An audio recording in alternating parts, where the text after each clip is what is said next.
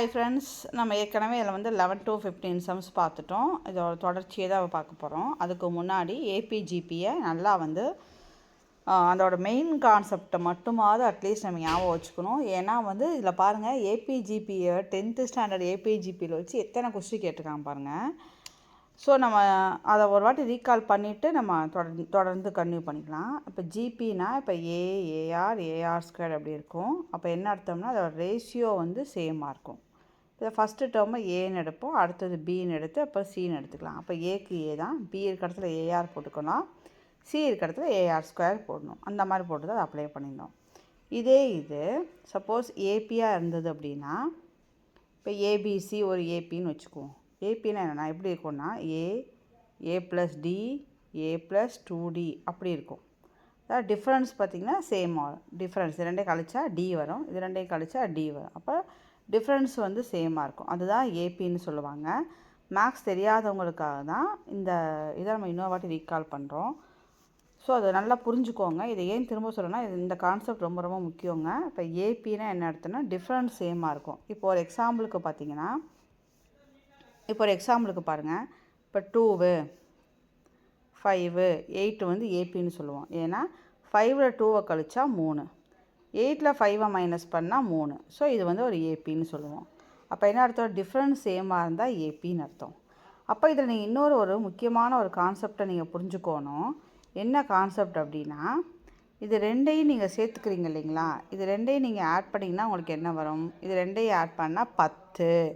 இந்த ரெண்டையும் ஆட் பண்ணி வர ஆன்சர் இதை 2ஆல் இன்டூ பண்ணுறதுக்கு ஈக்குவலாக இருக்கும். அது எல்லா ஏபிக்கும் அது பொருந்தும். சொல்கிறத கொஞ்சம் நல்லா ஞாபகத்தில் வச்சுக்கோங்க. இது ரெண்டையும் ஆட் பண்ணி வர ஆன்சர். அப்போ 2 + 8 10. இதை 2ஆல் இன்டூ பண்ணுங்கள், அப்போ 10. ஸோ இந்த கான்செப்ட் எல்லா ஏபிக்குமே அது ஒர்க் அவுட் ஆகும். ஸோ இப்போ வேறு ஒரு சம் வேணால் பார்க்கலாம். இப்போ 10, 15, 20 எடுத்துக்கலாம்.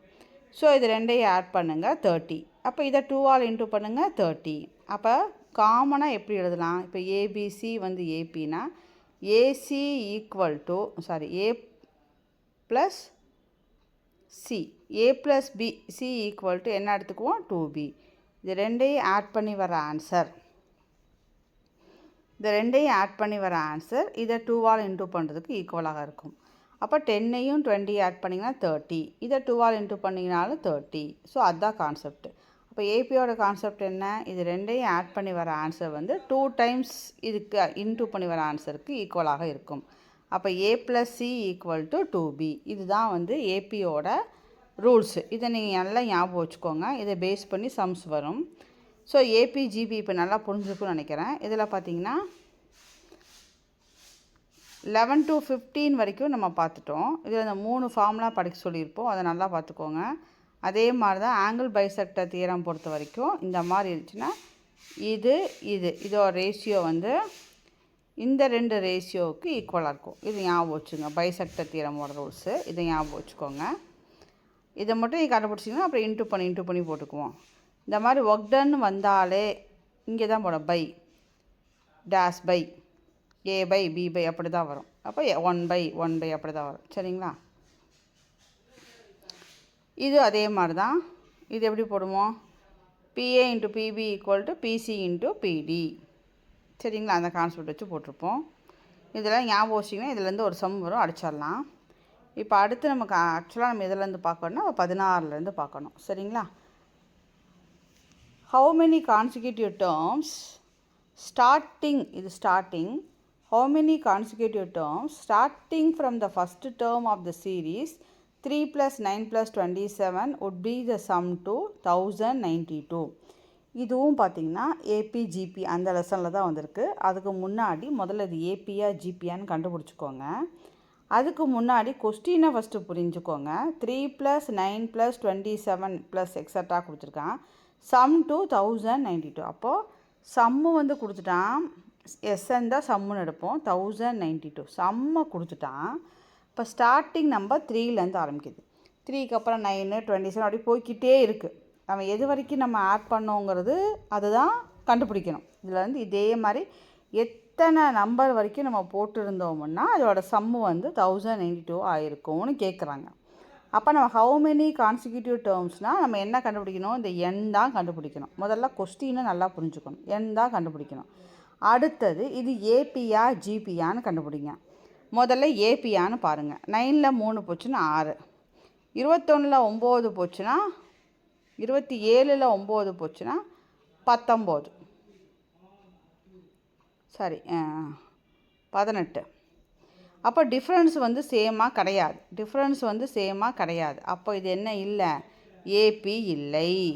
சரி ரைட், ஜிபியான்னு செக் பண்ணிக்கலாம். ஜிபினா என்ன போடுவோம், ரேஷியோ சேமானு பார்ப்போம். அப்போ 9/3 என்ன வந்திருக்கு, 3A. 27/9 என்ன வந்திருக்கு, 3A. ஸோ ரேஷியோ சேமாக வந்துருச்சு. ஸோ ஒரு பாயிண்ட் நம்மளுக்கு புரிஞ்சு போச்சு, இது ஜிபி.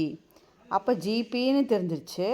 அப்போ ஜிபினா நம்மளுக்கு என்ன தெரியும், இதில் ஏ தெரிஞ்சு போச்சு. ஏ வந்து ஃபஸ்ட்டு டேர்ம்னு எடுப்போம் 3. ஆர் என்னது, ரேஷியோ என்ன வந்துச்சு 9/3, 3ன்னு கண்டுபிடிச்சிட்டோம். ஏ தெரியும், ஆர் தெரியும், சம்மை கொடுத்துட்டான், இது ஜிபின்னு தெரிஞ்சு போச்சு. ஸோ நம்ம சம்மோட ஃபார்முலா எழுதுனோம்னா நம்ம இந்த எண் ஹவு மெனி கான்சிக்யூட்டிவ் டேர்ம்ஸ் இந்த எண்ணை நம்ம கண்டுபிடிச்சிடலாம். இப்போ கொஸ்டின் புரிஞ்சிச்சான்னு பாருங்கள். இது ஜிபின்னு தெரிஞ்சிருச்சு, ஏ தெரியும், ஆர் தெரியும், சம்முன்னா என்ன டோட்டல் எஸ்என் அது தெரிஞ்சிருச்சு. நம்ம எண்ணு கண்டுபிடிக்கணும். ஸோ ஜிபியில் ஃபார்முலா இருக்குது. எஸ்என்னோட ஃபார்முலா இதுதான், அதை மனப்பாடம் பண்ணிக்கோங்க. SN = A × r⁻n−1/r−1. இது 10th ஸ்டாண்டர்ட் புக்கில் வர்றது. A × r⁻n−1/r−1. இப்போ இந்த சம்மு தான் 1092. அடுத்து ஏவை போடுங்க 3. 6 என்ன தான் வந்துச்சு, 3 பவர் n -1, 3 -1, 3 -1 என்ன 2. அப்போது இந்த 2 இந்த சைடு போயிடுச்சு. இப்போ 3 பவர் n -1 இது 2 இன்டூ பண்ணிங்கன்னா 2 இன்டூவோட நீங்கள் பண்ண வேணாம், இப்படியே வச்சுக்கோங்க. 1092 × 2 இந்த 3 வந்து டினாமினேட்டர் வந்துடும். ஜஸ்ட் நம்ம கேன்சல் பண்ணி விடலாம். அப்போ 364 × 2 இது 2 இன்டூ பண்ணிங்கன்னா உங்களுக்கு 728 வரும். சரிங்களா? அடுத்த ஸ்டெப்பில் இப்போ 3n = இந்த -1 அந்த சைடு போயிடுச்சுன்னா +1 ஆயிருங்களா, மைனஸ் இந்த பக்கம் ப்ளஸ் ஆயிருமா. அப்போ 728 + 1 729 ஆயிடுச்சு. இப்போது 3n = 729 கிடச்சிருச்சு. ஆனால் நம்மளுக்கு என்ன தான் வேணும், n தான் வேணும். அப்போ இங்கே பேஸ் வந்து 3 இருக்கனால நீங்கள் இதையும் பேஸ் வந்து 3 வர மாதிரி பிரிங்க. அப்போ இது எப்படி பிரிக்கணும்னா 729 எல் டிவிஷன் போட்டு பிரிக்கணும். 3 டேபிள் மட்டும்தான் யூஸ் பண்ணணும், அதை மறந்துடாதீங்க. ஏன்னா இங்கே பேஸ் 3 தான் இருக்குது. So we should use only 3 table. அப்போ 3 டேபிளாக போடுவோம். 2 3s are 6, balance 1, 4 3s are 12, 3. திரும்ப 3 டேபிள் போடுங்க 81, திரும்ப 3 டேபிள் போடுங்க 27, 27 திரும்ப 3 டேபிள் போடுங்க 9, 3 3. அப்போ எத்தனை 3 வருது கவுண்ட் பண்ணுங்கள். 1 2 3 4 5 6. அதுதான் இங்கே போட்டுக்கோ 3/6. இப்போது பாருங்கள், பேஸு ஈக்குவலாக வந்துடுச்சு. அப்போ பவரை நம்ம ஈக்குவல் பண்ணலாம். அப்போ n = 6. இப்படி தான் எண்ணை வந்து நம்ம கண்டுபிடிக்கணும். இந்த மாடலில் ஒரு சம் கேட்டுகிட்டே இருக்கிறாங்க. ஸோ ஏபி ஜிபியில் சம்மோட ஃபார்முலாவை மனப்பாடம் பண்ணிக்கோங்க. ஜிபிக்கு எஸ்என் ஃபார்முலா, சம் கொடுத்துருந்தாங்கன்னா ஃபார்முலா A × r⁻n−1/r−1. இதுதான் 1092. இதில் ஏயும் ஆனையும் சப்ஸ்டியூட் பண்ணிவிட்டு n கண்டுபிடிக்கணும். n கண்டுபிடிக்கிறதுக்கு இதோட பேஸாக பாருங்கள். இங்கே என்ன கீழே இருக்கோ அதே டேபிளில் யூஸ் பண்ணிங்கன்னா நம்மளுக்கு n கிடச்சிரும். சரிங்களா? அடுத்தது பாருங்கள், வரிசையாக இதிலையே அடித்து தள்ளியிருக்கலாம். எல்லா கொஸ்டினும் பாருங்கள் 10th பேஸ் பண்ணியே வந்திருக்கு. ஸோ இந்த 10th ஸ்டாண்டர்டில் ஏபிஜிபி படித்தோம்னாவே நம்ம 3-4 மார்க் தாராளமாக வாங்கிடலாம். ஸோ நம்ம 10th ஸ்டாண்டர்டில் ஏபிஜிபி வேணால் நம்ம ஃபஸ்ட்டு வந்து 6th ஸ்டாண்டர்ட் ஒரு டேர்ம் ஒன்று முடித்தோடனே நம்ம 10th போய் அந்த ஏபிஜிபியை படிச்சுட்டு கூட நம்ம பேலன்ஸை கன்டினியூ பண்ணிக்கலாம். ஏன்னா அதில் நமக்கு 3-4 மார்க் வந்துடுது இல்லையா. ஸோ அதை ஃபஸ்ட்டு பார்த்துடலாம். அடுத்தது பாருங்கள், if k + 2, 4k - 6, 3k - 2 are the 3 consecutive terms of an arithmetic progression, then the value of k is. இதுக்கு தான் நம்ம ஃபஸ்ட்டு ஸ்டார்டிங் வீடியோலையே நம்ம சொன்னோம், ஏபினா நம்மளுக்கு என்ன ரூல்ஸுன்னு சொன்னோம். அதாவது எப்படி எழுதணும், எப்படி சொன்னோம், அதாவது வந்து இப்போ ஏபிசி வந்து ஏபி அப்படின்னா இது என்ன அர்த்தம், இது ரெண்டையும் ஆட் பண்ணி வர ஆன்சர் இதை 2ஆல் இன்டூ பண்ணி வர ஆன்சருக்கு சேமாக இருக்கும்னு படித்தோம். ஸோ அந்த ரூல்ஸ் தான் இப்போ யூஸ் பண்ண போகிறோம். இப்போ இது ஏ, இது பி, இது சி. அப்போ இது ரெண்டையும் ஆட் பண்ணி வர ஆன்சர் 2 டைம்ஸ் இன்ட்டு இது வந்து பி 2 டைம்ஸ் இது இன்ட்டு பண்ணி வர ஆன்சருக்கு சேமாக இருக்கும். இதேவே இன்னும் கொஞ்சம் எப்படி எழுதலாம், a + c by b = 2ன்னு கூட வச்சுக்கலாம். இல்லை அப்படின்னா a + c by 2 = bன்னு வச்சுக்கலாம். நம்ம இஷ்டம் தான். இல்லை நாங்கள் எப்படியும் வச்சுக்கலாம், நாங்கள் இப்படியே வச்சுக்கிறோனாலும் உங்கள் இஷ்டம் தான். நீங்கள் ஏயும் சியும் ஆட் பண்ணுங்கள், = 2 டைம்ஸை பியால் இன்ட்டு பண்ணுங்கள். எல்லாத்தையும் ஒரே சைடு கொண்டு வாங்க, கேயை கண்டுபிடிங்க. அவ்வளோதான். நீங்கள் எந்த மெத்தடில் போட்டாலும் சரி, இப்படி வச்சு போட்டாலும் சரி, இப்படி வச்சு போட்டாலும் சரி, இல்லை பிஏ கொண்டு கீழே போட்டு 2 அந்த சைடு வச்சாலும் சரி, எல்லாமே ஒன்று தான். கடைசியாக இங்கே என்ன இருக்கோ அது இங்கே ஓடி போகுது. அப்போ இந்த ஸ்டெப்பு தான் வரப்போகுது. ஸோ என்ன பொறுத்த வரைக்கும் இந்த ஸ்டெப்பு பெஸ்ட்டு. ரெண்டும் ஒன்று தான். சரிங்களா? அதனால இங்கே எழுதிக்கிறேன் a + c = 2b. அப்போ ரெண்டையும் ஆட் பண்ணியிருக்கோம், 2 × b. ஸோ இதெல்லாம் ஆட் பண்ணிங்கன்னா 3k + k 4k = +2 - 2 உங்களுக்கு கேன்சல் ஆகிடுச்சு. இதை இன்ட்டு பண்ணிங்கன்னா 8k - 12.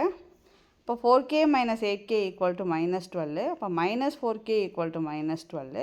இப்போ k = 3a. அவ்வளோ ஈஸியாக முடிச்சு பாருங்கள். ஸோ இதில் நம்ம என்ன ஞாபகம் வச்சுக்கணும், ஏபியை பொறுத்த வரைக்கும் ஏபிசி ஆர்என் ஏபினா a + c = இது ரெண்டையும் ஆட் பண்ணி வர ஆன்சர் 2 டைம்ஸ் b. அவ்வளோதான். இதை ஒரே ஒரு இதை ஞாபகம் வச்சிட்டிங்கன்னா சம்முக்கு அழகு போல் ஒரு மார்க் வாங்கிட்டு போயிட்டே இருக்கலாம். கரெக்டுங்களா? அடுத்தது கோனு ஹெமிஸ்பியர் சிலிண்டர் வந்து ஈக்குவல் பேஸ் இருக்குது. Height of the cone and a cylinder are equal and are same as the common radius, then find the ratio of their respective volume. இது வந்து ஒரு ரிசல்ட் மாதிரி கூட ஞாபகம் வச்சுக்கலாம். கோனு ஹெமிஸ்பியர் சிலிண்டர் அதே ஆர்டர்லாம் இருக்கா ஞாபகம் வச்சுங்க. சிஇ நடுவில் ஹெச் வந்திருக்கான்னு பார்த்துக்கோங்க. அப்படி வந்ததுன்னா கரெக்டாக இதே மாதிரி ஈக்குவல் பேஸஸ் இருந்தது அப்படின்னா அதே மாதிரி ஹைட் ஆஃப் த கோனும் சிலிண்டரும் ஈக்குவலாக இருந்துச்சுன்னா ஆன்சர் வந்து 1:2:3 தான் வரும். ஆனால் இல்லை எங்களுக்கு வந்து அது வந்து கன்ஃபியூஸ் ஆகும், எப்படி வந்து தெரியல அப்படின்னா நம்ம மெத்தடோடு பார்க்கலாம். கோனு ஹெமிஸ்பியர் சிலிண்டர் அது நோட் பண்ணிக்கோங்க. கோனு ஹெமிஸ்பியர் சிலிண்டர் இதில் என்ன கொடுத்துருந்தான், ரேடியஸ் வந்து 6, ஹைட்டு வந்து ஹெச்ன்னு கொடுத்துருந்தான். இப்போ வால்யூமுக்கு முதல்ல ஃபார்முலா எழுதிக்கலாம். கோனோட வால்யூம் ஃபார்முலா 1/3 πr²h. வால்யூம் ஃபார்முலாவில் படித்து தான் ஆகணும், வேறு வழி இல்லை. 1/3 πr²h. இதுக்கு என்ன வரும்னா ஹெமிஸ்பியருக்கு 2/3 πr³. 2/3 πr³. அதே மாதிரி சிலிண்டருக்கு என்ன வரும்னா πr²h. அதாவது நீங்கள் இதில் ஒன்று மட்டும் க்ளூ பண்ணி வச்சுக்கலாம். சிலிண்டரும் கோனும் கிட்டத்தட்ட வந்து ஒரு சொந்தக்காரங்க மாதிரி தான். அதாவது சிலிண்டருக்கு வந்து வால்யூம் வந்து πr²hனா இதில் 1/3 போட்டு அதே πr²h தான் போடுவோம். அதே மாதிரி ஸ்பியராக இருந்தது, முழு ஸ்பியராக இருந்ததுன்னா வால்யூமுக்கு வந்து 4/3 πr³ படிப்போம். அப்போ ஹெமிஸ்பியர்னால் அதில் பாதி, அப்போ 2/3 πr³. இந்த மாதிரி வரதான் கொஞ்சம் கொஞ்சம் கம்பேர் பண்ணி படித்து வச்சுக்கோங்க. அடுத்ததில் என்ன கொடுத்துருந்தா ரேடியஸ் எல்லாம், அதாவது ஹைட்டு வந்து இங்கே ஒரு பாயிண்ட்டு பாருங்கள். Height of the cone and cylinder are equal and are same as the common radius. இப்போ ஹைட் ஆஃப் த கோனும் ஹைட் ஆஃப் த சிலிண்டரும் ஈக்குவலு. அது எதுக்கு ஈக்குவலாக இருக்குது, ரேடியஸ்க்கு தான் ஈக்குவலாக இருக்குது. அப்போ ஹைட் ஆஃப் த கோனும் 6 தான் போடணும், ஹைட் ஆஃப் த சிலிண்டருக்கும் நம்ம 6 தான் போடணும். அதனால் அந்த ஹெச்சை தூக்கிட்டு 6 போடுங்க. அப்போ இது r³ ஆயிரும், இங்கேயும் r³ ஆயிரும். ரேஷியோ தானே நம்மளுக்கு. அப்போ காமனாக உள்ளதை அடிச்சு விட்டலாம் இல்லைங்களா. அப்போ πr³ அடிச்சு விட்டுருங்க. அப்போ 1/3 2/3 1 இருக்குது. அடுத்த ஸ்டெப்பில் இன்ட்டு 3 பண்ணுங்கள். இன்ட்டு 3 பண்ணுங்கள், இது கூட வேணாம். இன்ட்டு 3 பண்ணிங்கன்னா நான் 1:2 இங்கே என்ன வந்து 3. அப்போ 1:2:3 இன்ட்டு 3 பண்ணுங்கள். ஏன்னா டினாமினேட்டர் 3 இருக்கு இல்லையா. ஸோ இன்ட்டு 3 பண்ணிட்டா நம்ம ஈஸியாக ரேஷியோ கிடச்சிடும். 1:2:3 அவ்வளோதாங்க. எவ்வளோ ஈஸியாக வந்துடுச்சு பாருங்கள். அடுத்தது 19. அடுத்தது பாருங்கள் 19வது some. A rectangular paper of width 14 cm is rolled along its width and cylinder of radius 20 cm is formed. Then find the volume of cylinder. அதாவது ஒரு ரெக்டாங்குலர் பேப்பர் இருக்குது. வித்து வந்து 14 சென்டிமீட்டர். வித்து வந்து 14 சென்டிமீட்டர். அதை வந்து என்னவா மாற்றுறாங்கன்னா சிலிண்டராக அப்படியே இந்த இந்த இது இருக்கு இல்லையா, இதை கொண்டு இங்கே வச்சு ஜாயின் பண்ணிட்டால் என்னாகும், நம்மளுக்கு வந்து சிலிண்டராக ஃபார்ம் ஆகிடும். ரெக்டாங்குலர் ஷீட்டை மடக்கணும்னா நீங்களே வேணாலும் ஒரு A4 ஷீட் எடுங்க, 2 எட்ஜையும் ஜாயின் பண்ணி பாருங்கள், நம்மளுக்கு சிலிண்டர் ஷேப்பில் மாறிடும். அப்போ சிலிண்டராக மாறும்போது ரேடியஸ் 20 சென்டிமீட்டர்னு கொடுக்குறான். இதில் ஒரு கண்டிஷன் ஞாபகம் வச்சுக்கோங்க. ரோல்டு எதை வச்சு திருப்பணும், இந்த பேஸை வச்சு திருப்ப போகிறதில்ல, வித்தை வச்சு தான் திருப்பணும். அப்போ இந்த எண்டை தான் ஜாயின் பண்ணுறீங்க, கரெக்டுங்களா? வித்தை வச்சு தான் திருப்பணும். இந்த வித்தை வச்சு தான் திருப்புறோம். நல்லா அந்த கொஸ்டினை புரிஞ்சுக்கோங்க. வித்தை வச்சு தான் திருப்புறோம். அப்போது இதுதான் என்னது? வித்து. இதுதான் வித்து. ஸோ இதை வச்சு தான் திருப்புறோம். இந்த 2 எண்டு தான் திருப்புறோம். சரிங்களா? இந்த அவன் என்ன கொடுத்துருக்கா நல்லா பார்த்துங்க. Rectangular paper of width 14 cm is rolled along its width and its cylinder of radius 20 cm is found then the volume of cylinder இஸ்ன்னு கேட்டிருக்கான். ஸோ ரெக்டாங்குலர் பேப்பர் எடுங்க. வித்து வந்து 14 cm. இதை வந்து நீங்கள் இந்த ரெக்டாங்குலர் பேப்பரை வந்து நம்ம சிலிண்டராக மாற்றுறோம். நீங்கள் வேணால் வீட்டில் இருக்கிற A4 சீட் எடுத்துக்கோங்க. இந்த சைடு 14 cm இருக்குது. இப்போ இதை நம்ம ரோல் பண்ணி சிலிண்டராக மாற்றுறோம். அவன் என்ன condition கொடுத்துருக்கான்னா along with it's with. அப்போ வித்தை வச்சு தான் நம்ம அதை வந்து சிலிண்டராக ரோல் பண்ணுறோம். அப்போது இதுதான் வித்து இல்லைங்களா? அப்போ இந்த எண்டையும் தான் நம்ம ரோல் பண்ணலாம். இப்போ இந்த எண்டையும் ஜாயின் பண்ணி நீங்கள் சிலிண்டரை ஃப்ரேம் பண்ணுறீங்க. ஃப்ரேம் பண்ணும்போது இப்போ இந்த எண்டை ஜாயின் பண்ணி சிலிண்டரை ஃப்ரேம் பண்ணிட்டோம்னா இது 14 தான், இதுவும் 14 தான். இது கீழே ஒரு சர்க்கிள் ஃபார்ம் ஆகிருக்கு இல்லைங்களா? அதோட ரேடியஸ் என்னென்னு எடுத்துக்கணும்னு சொல்லியிருக்காங்க. 20 cm இருக்கணும்னு கொடுத்துருக்காங்க. இப்போ புரிஞ்சிருச்சுங்களா? இப்போ இதை யூஸ் பண்ணி நம்ம வால்யூம் ஆஃப் சிலிண்டரை கண்டுபிடிக்கணும். அப்போது வால்யூம் ஆஃப் சிலிண்டர் ஃபார்முலா எழுதிக்கோங்க. πr²h. இப்போ பைக்கு வந்து 22/7 தான் காமன். அது ஆறு வந்து என்ன கொடுத்தா 20 × 20. ஹைட் என்னதுங்க? இதே வச்சு தானே ரோல் பண்ணோம். அப்போ அந்த ஹைட்டு தானே இது. இப்போ 14. அவ்வளோதான். பாருங்கள் எவ்வளோ ஈஸியாக முடிச்சு பாருங்கள். அந்த வித்து தான் இந்த சிலிண்டரோட ஹைட்டாக மாறிடும். இந்த வித்து இருந்துச்சு இல்லைங்களா? இதுதான் இந்த சிலிண்டரோட ஹைட்டாக மாறிடுச்சு. இதை கால்குலேஷன் பண்ணிங்கன்னா நம்ம வால்யூம் ஆஃப் சிலிண்டர் கிடச்சிடும். ஓகேங்களா? அடுத்தது லாஸ்ட் ஒன்ல 28th ஒன்று ஏபி. இன்னொரு 10 கொஸ்டின் இருக்குது. நம்ம அதை அடுத்த வீடியோவில் பார்க்கலாம். இந்த வீடியோவில் வந்து 20 நிறுத்திடலாம். AB and CD are 2 chords of a circle which intersect each other externally at பின்னு கொடுத்துட்டான். அப்போ ஏபியும் சிடியும் 2 chords of a circle which intersect எக்ஸ்டர்னலினாலும் இப்படி போடுறோம். Externally at P. If PB = 3, CB = 6, CD வந்து 2, ஃபைண்ட் ஏபின்னு கேட்டிருக்கான்.